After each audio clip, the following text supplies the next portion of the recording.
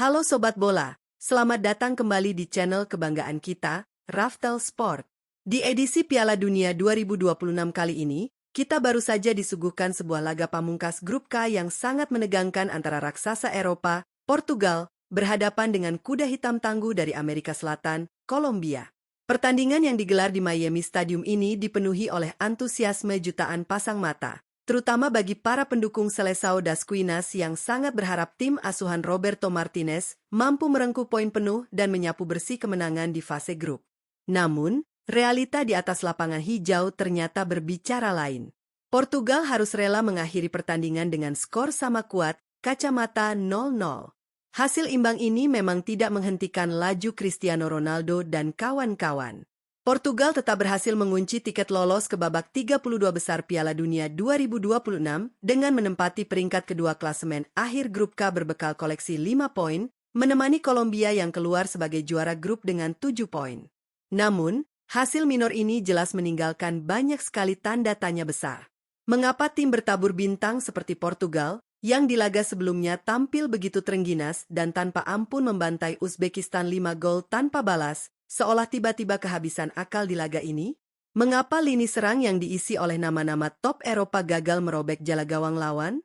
Tentu saja, hasil ini bukan sekadar faktor nasib buruk atau kebetulan semata. Ada adu mekanik taktik tingkat tinggi dan determinasi luar biasa yang tersaji selama 90 menit penuh. Di video kali ini, Raftel Sport akan mengupas tuntas analisis mendalam mengenai pertandingan ALO tersebut. Terdapat 4 fakta utama penyebab Portugal gagal mengalahkan Kolombia di laga krusial ini.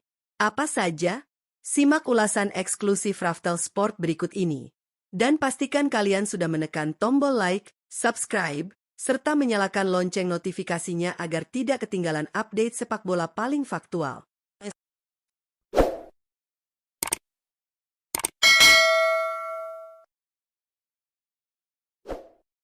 Fakta pertama yang menjadi alasan paling mendasar dari kebuntuan Portugal adalah taktik bertahan suprapat alias strategi parkir bus yang diterapkan dengan sangat sempurna dan efektif oleh skuad Kolombia. Datang ke Miami dengan kesadaran penuh bahwa mereka hanya membutuhkan hasil imbang untuk menyegel posisi puncak klasemen Grup K, pelatih kepala Kolombia, Néstor Lorenzo, menginstruksikan anak asuhnya untuk bermain sangat pragmatis, luar biasa disiplin, dan terorganisir di sepertiga akhir area pertahanan mereka sendiri. Sejak peluit sepak mula dibunyikan, Kolombia langsung menurunkan garis pertahanan secara ekstrim. Kuartet lini belakang yang dikomanda oleh Davinson Sanchez dan John Lucumi tampil layaknya tembok benteng yang mustahil untuk diruntuhkan. Mereka dengan disiplin menutup setiap celah di area kotak penalti, mematikan pergerakan lincah para pemain sayap Portugal, dan yang paling krusial adalah mereka nyaris selalu memenangkan duel-duel udara melawan para penyerang Portugal. Tidak hanya bergantung pada pemain belakang, barisan gelandang Kolombia seperti Jefferson Lerma dan Gustavo Puerta juga diwajibkan untuk rajin turun berlari ke area pertahanan, menciptakan low block yang luar biasa rapat dan sulit ditembus.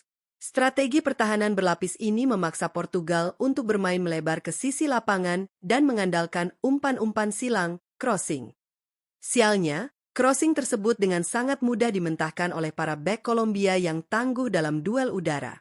Dan ketika sesekali pertahanan mereka berhasil dieksploitasi, kiper Camilo Vargas berdiri sebagai pahlawan. Sepanjang laga, Vargas melakukan serangkaian penyelamatan gemilang yang sukses mematikan asa skuad Portugal.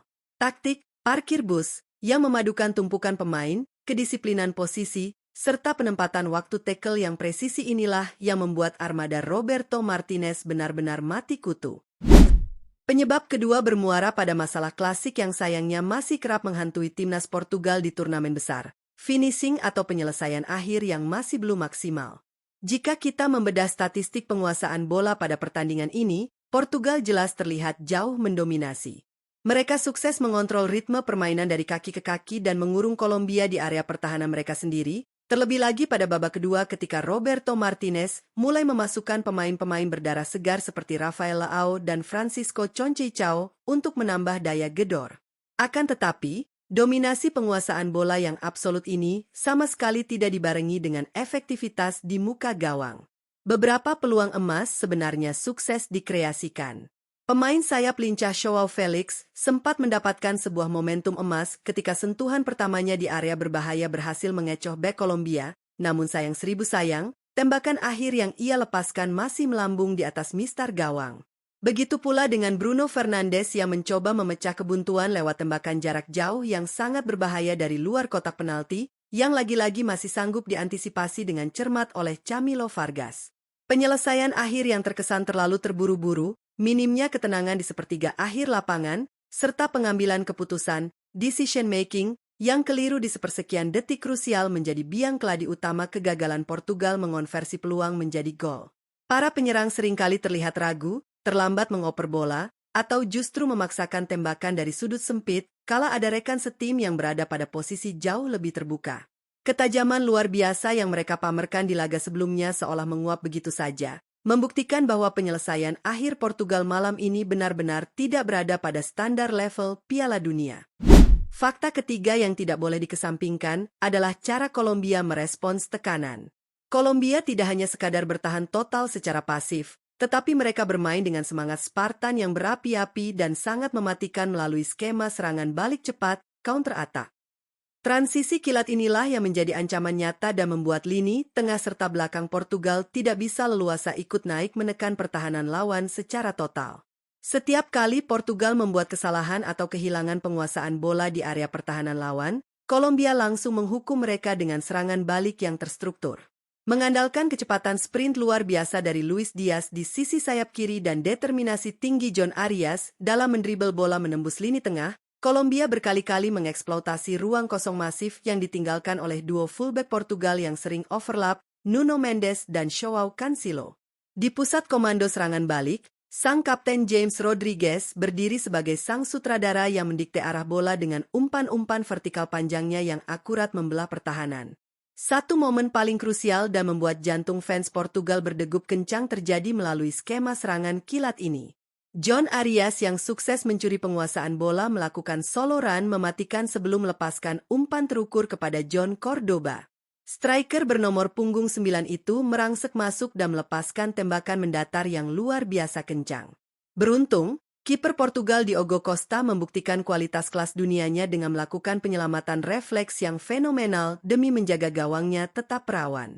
Agresivitas Spartan dan sengatan counter-attack dari Kolombia inilah yang memaksa Portugal bermain setengah hati saat menyerang karena selalu dihantui oleh bayang-bayang serangan balik mematikan. Fakta keempat, dan menjadi sorotan paling utama dalam taktik malam ini, adalah terisolasinya sang kapten sekaligus ujung tombak tim, Cristiano Ronaldo.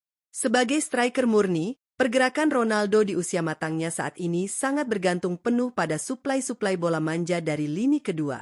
Nahasnya, di pertandingan Miami Stadium ini, eksistensi sang mega bintang nyaris tidak terlihat. Ini bukan disebabkan oleh performa individunya yang merosot, melainkan akibat minimnya kreativitas lini tengah Portugal dalam mengurai benang kusut pertahanan berlapis Kolombia. Roberto Martinez mempercayakan Vitinha, Ruben Neves, dan Bruno Fernandes sebagai trio motor serangan di lini tengah. Di atas kertas, deretan gelandang top Eropa ini seharusnya mampu menciptakan keajaiban operan. Akan tetapi, kala dihadapkan dengan kedisiplinan low block rapat Kolombia, mereka tampak benar-benar kehabisan ide. Umpan-umpan terobosan, true passes, membelah pertahanan yang biasanya menjadi senjata andalan seorang Bruno Fernandes, secara konstan selalu bisa dibaca dan dipotong oleh gelandang bertahan maupun bek tengah Kolombia. Di sisi lain, sirkulasi bola yang diatur oleh Ruben Neves mengalir terlalu lambat, memberikan waktu yang cukup bagi Kolombia untuk kembali mengatur formasi bertahannya. Dampak domino dari hal ini adalah suplai bola matang menuju ke kotak penalti menjadi sangat kering dan langka. Cristiano Ronaldo bahkan beberapa kali tertangkap kamera menunjukkan rasa frustrasinya karena terpaksa harus turun sangat dalam menjemput bola ke area tengah lapangan demi bisa terlibat dalam permainan.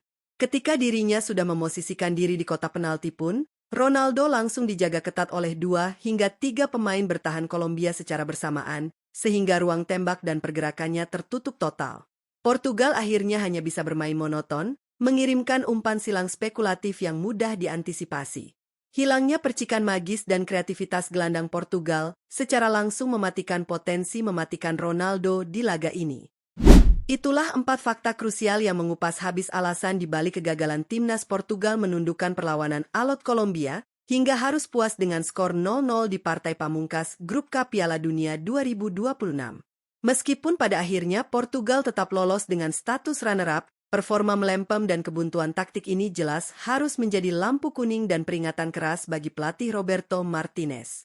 Memasuki babak 32 besar yang menggunakan sistem gugur, setiap kesalahan kecil akan berakibat fatal, dan lawan-lawan yang menanti tentu akan memiliki kualitas yang lebih mengerikan. Bagaimana menurut kalian, Sobat Raftel Sport?